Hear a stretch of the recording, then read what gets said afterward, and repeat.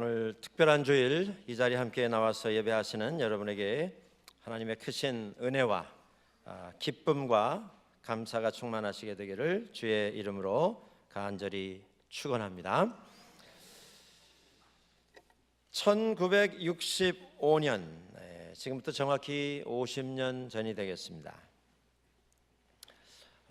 그 당시에 캐나다에는 한인교회가 한 교회도 없었습니다. 미국 전역에 한인교회가 20교회가 존재하고 있었습니다. 50년이 지난 2015년 오늘 통계에 의하면 미국에는 한인교회 숫자가 4,200교회가 되고 있습니다. 캐나다에는 430개의 한인교회가 존재하고 있습니다. 미국과 카나다의 한인 인구를 한 200만에서 250만 정도 이렇게 추정을 하고 있습니다. 지난 50년 동안 이 북미 땅에 교회의 양적 성장에 있어서 50년 동안 여러분들 들으신 것처럼 200배의 양적 성장을 이룬 이런 예가 없습니다. 이런 소수 민족이 없습니다. 놀라운 이런 성장이고, 이 성장이 북미에 있는 미국과 캐나다의 주류 사회에 많은 도전과 어떤 고무적인 영향을 끼치는 이런 작용을 해오고 있습니다. 우리가 한편 50년 동안 한 200배에 달하는 이런 양적 성장을 이루었다라는 것에 대한 자랑스러움을 가짐과 동시에 우리가 이제는 좀 질적인 성장에도 눈을 돌려야 할 때가 아닌가 우리가 생각하게 됩니다. 여러분들 이 자리에 오신 분들 가운데 50년 전에 이민 오신 분도 아마 계실 것입니다. 저희 교회가 오늘 41년 된 역사를 하나님 앞에서 감사하며 예배를 드리는데, 41년 교회 역사를 묵묵히 지켜보시며 섬겨오신 교회 창립 때부터 몸담아 섬기신 성도들도 이 자리에는 계십니다.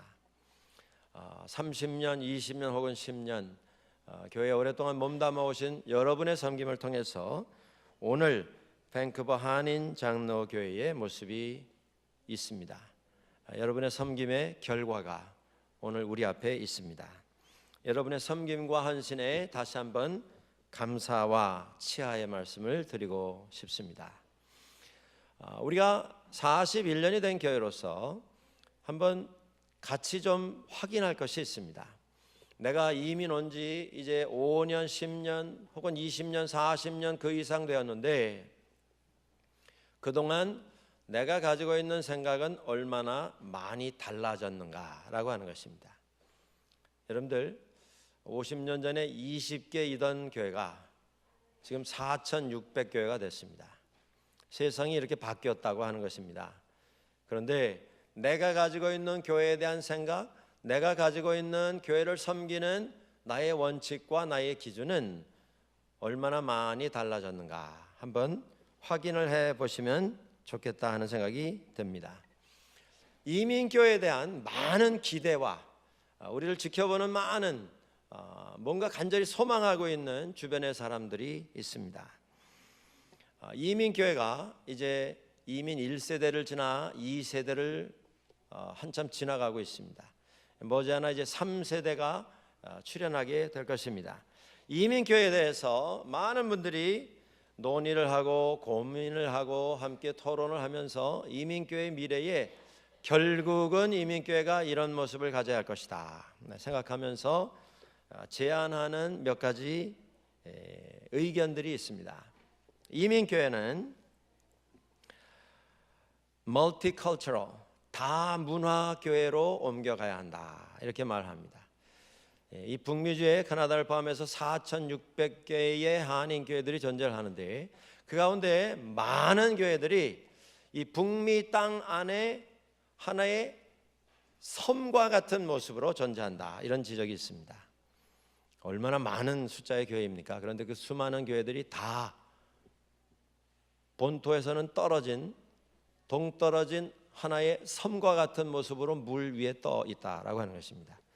그리고 바깥 세상과 이 주류 사회와 다리를 놓아서 다리를 통해서 교류하는 이런 모습을 가지고 있다. 이 모습을 오래 가지고 갈 수는 없습니다. 결국 문을 열어서 다문화, multicultural, 그리고 또 하나 교회의 모습을 제안하는 것이 있습니다. 그것은 다세대 교회가 되어야 한다. 어떤 교회는 노인들만 계시는, 우리가 이 사회에 100년, 200년 된 백인 교회를 가보면 건물은 우리가 예배드리는 이 건물 2배, 3배 되는데 그 안에 그저 한 20, 30명, 70, 80이 넘으신 분들만 남아있는 경우를 보게 됩니다. 교회가 다세대 교회의 모습을 가져갈 수 있도록 투자도 하고 배려도 하고 과감한 정책의 어떤 변화도 교회가 시행을 할 수 있어야 한다. 그런 지적들이 있습니다. 다문화, 다세대, 그리고 또 하나는 다언어입니다. 다문화 들어와 있지만, 다민족이 들어와 있지만 언어는 우리 언어를 따라서 해라. 이렇게 돼서는 안 된다, 이 말씀입니다. 그 각자의 특성과 개성을 살려서 그들이 가지고 있는 문화적인 배경을 통해서 예배할 수 있도록 어떤 상황이 마련되어야 한다. 오늘 우리 교회가 처해 있는 우리의 모습과는 한참 거리가 느껴지는 이런 제안들입니다. 그러나 여러분들, 우리가 기억하실 것은 이것이 결국 이민교회가 감당해야 할 사명이고 부담이 아니라 우리의 비전이고 우리의 미래에 대한 꿈이 되어야 한다, 이런 말씀입니다. 우리 소수민족교회는 그동안 선교의 대상이 되어 왔었습니다. 우리가 선교를 받는 입장이었습니다. 그러나 그 입장에서 한 걸음 나아가서 이제는 우리도 선교할 수 있는 선교의 객체가 아니라 주체로, 선교의 대상이 아니라 선교의 주체의 이런 역할을 감당해야 한다라고 하는 지적이 나오고 있습니다. 그리고 결국 소수민족뿐 아니라 소수민족을 건너뛰어 넘어간 모든 세상을 향한 우리의 선교의 열정과 전도의 열정을 가지고 복음을 전해야 한다, 이런 지적들이 나오고 있습니다.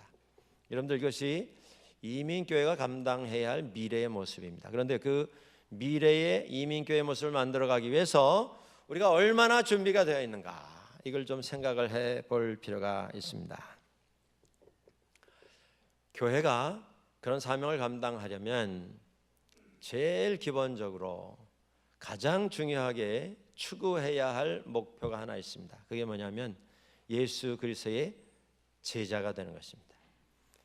시설을 늘리고 예산을 확충을 하고 장소를, 공간을 확보를 하고 이거 다 필요하겠습니다만은 그것은 다 부수적인 것입니다. 먼저 준비해야 할 것이 있는데 그게 뭐냐면 우리가 먼저 제자가 되는 것입니다. 예수님께서 공생애를 시작하시면서 가장 먼저 하신 일이 제자 삼는 일이었습니다. 제자들을 찾으시고 제자들을 부르셔서 세우시고 그들을 가르치시고 훈련을 시키셨습니다. 예수님께서 당신의 생애를 마치시고 승천하시며 제자들에게 부탁하신, 제자들에게 위임하신 가장 위대한 명령이 있습니다. 그게 뭐냐면 가서 모든 민족으로 제자를 삼아라. 그래서 내가 너희에게 가르친 것을 그들에게 가르쳐서 그들이 나가서 또 다른 제자들을 삼도록 그들을 제자 삼아라. 이 제자라고 하는 말은 신약 성경에 무려 269번이나 등장을 합니다. 그 이유가 무엇이겠습니까? 이렇게 반복해서 계속 울려 퍼지는 제자 삼아라, 제자가 되어라, 제자가 되어야 한다라고 하는 말씀의 의미가 무엇입니까? 이것이 가장 중요한 일이기 때문에 그렇습니다. 그러면 제자가 되는 것은 어떻게 하는 것입니까? 제자가 된다고 하는 것은 예수 그리스도를 주로 모시고 그를 따르며 그의 말씀을 지켜 순종하는 성숙하고도 책임 있는 생활을 하는 것, 그것이 제자가 되는 것입니다. 예수 그리스도를 인격적으로 만나서 그리스도를 따라가며 그와 함께 동행하며 그와 함께 거하며 그 말씀 안에 배우고 훈련받는 이런 삶을 그리스도 안에서 하는 것, 그게 제자가 되는 것입니다. 인격적으로 주님을 만나 주님처럼 생각하려고 애쓰고 말하려고 애쓰고 주님께서 우리에게 맡기신 일들을 행하려고 애쓰는 것, 이것이 제자가 되는 삶의 모습인 것입니다. 여러분들, 우리가 교회 41주년을 하나님 앞에서 감사하면서 우리가 가지고 있는 기도의 제목이 있습니다. 교회에 필요한 것들, 이것도 필요하고 저것도 마련해야 하겠다. 우리가 생각하는 것들이 있습니다. 그거 다 내려놓으시고 뒤로 하시고 먼저 우리에게 하나님께서, 예수님께서 나로 제자 되어라 해 주신 말씀을 우리가 함께 기억할 수 있어야 하겠습니다.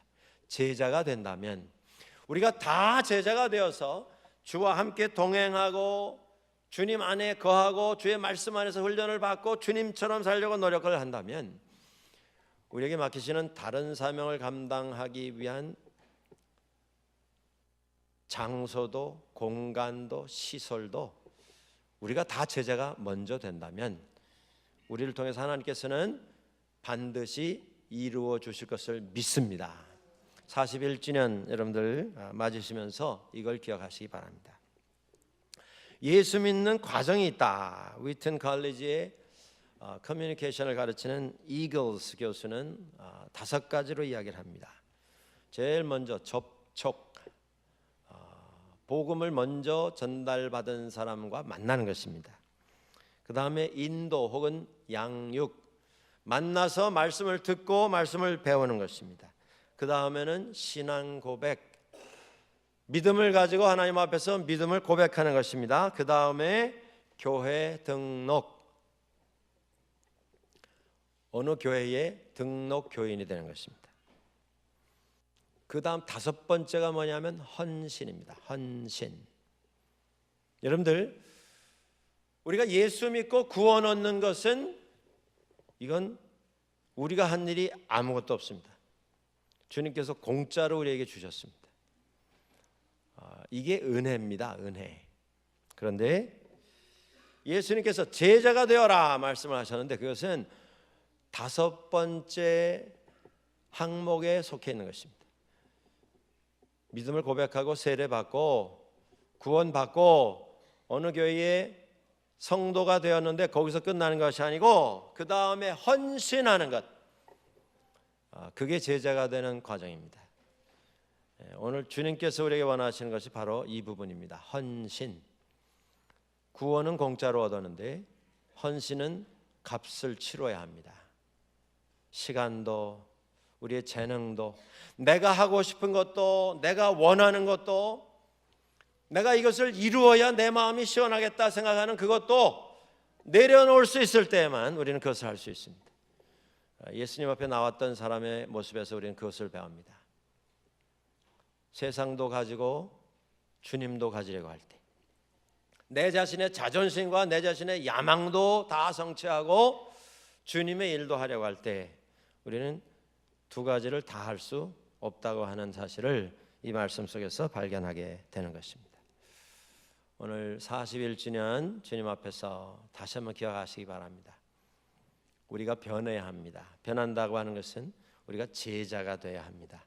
그냥 교회 교인으로 왔다 갔다 하는 교회 출석하는 그런 사람이 아니라 제자가 되어 섬겨야 하겠습니다.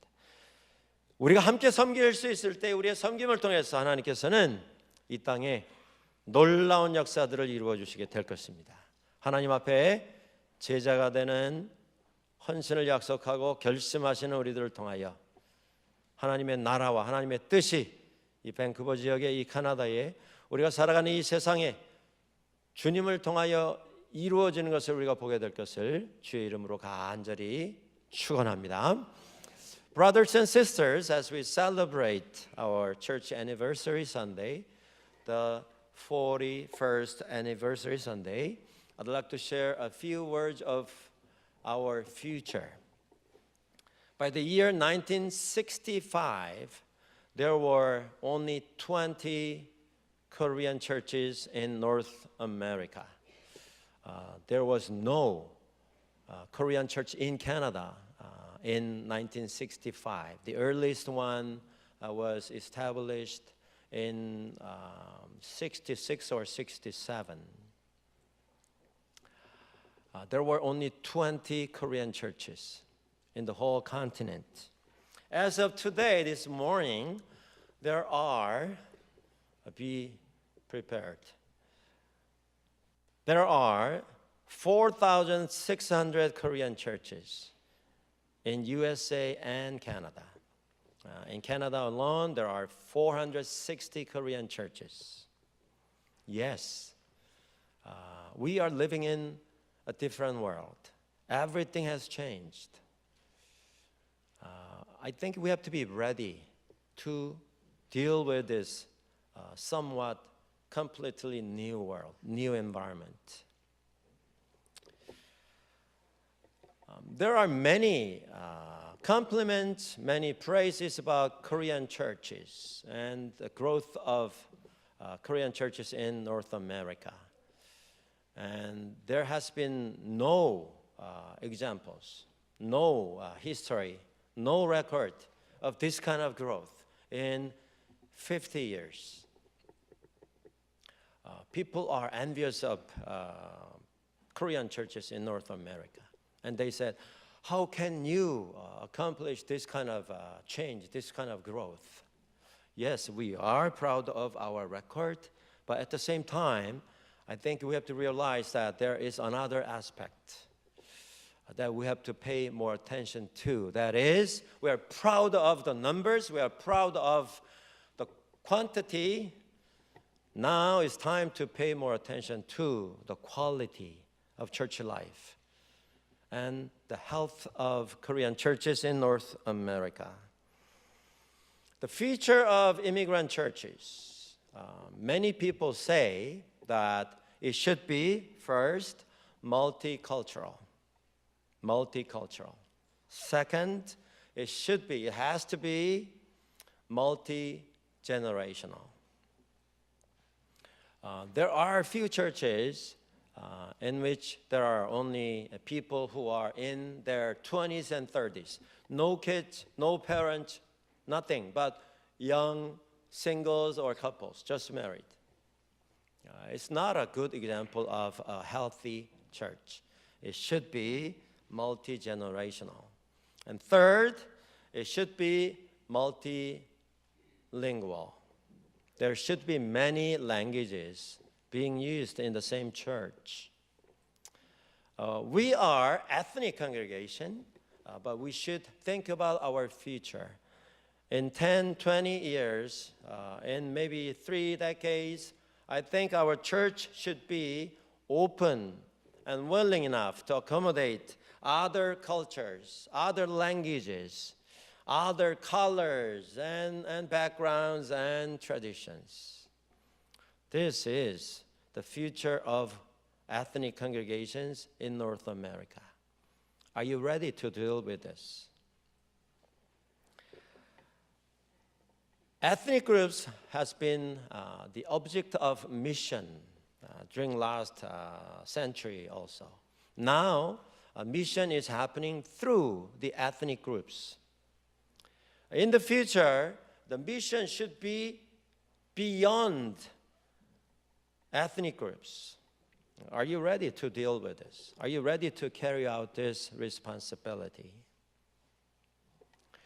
In order to deal with a different world, there is one thing that we have to remember. That is, we need more fund, we need more equipment, we need bigger facility, bigger land and parking, and all the equipment, everything.